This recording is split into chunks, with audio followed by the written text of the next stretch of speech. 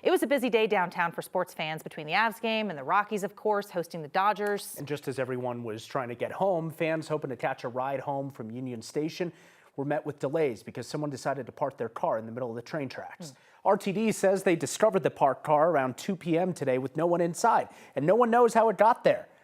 RTD called a tow truck that you see there, but quickly had to change plans when they saw the massive amount of people needing public transit to get out of downtown. They waited until most people were able to get out of the trains, out of Union Station, before shutting all the tracks down.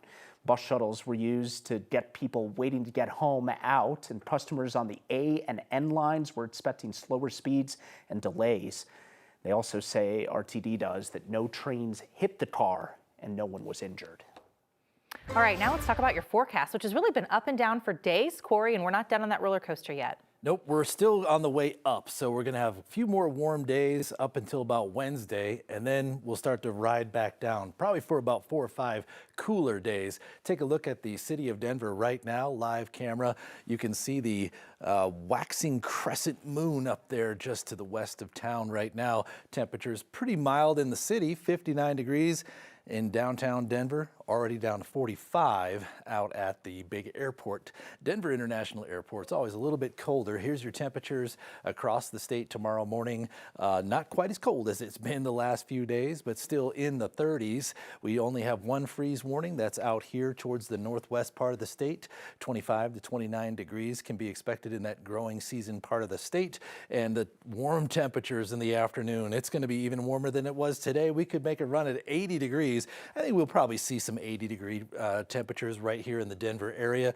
I've got 79 in there for the Denver International Airport because the alien bunker underneath that airport kind of makes it a little bit cooler every once in a while. Here's the next 3 days in Denver. Warm, warm, warm. Although Wednesday, the winds will be returning, and we have a potential weather impact day for fire weather. We're looking at wind gusts upwards of 60 miles per hour. So I'll talk about that and also what lies ahead coming up in just a few minutes.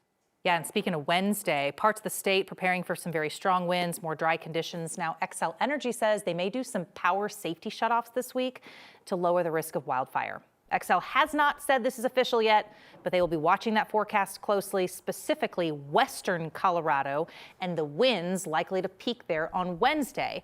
That's the area they may target for shutoffs. We'll continue to follow that warning and update you as we learn more.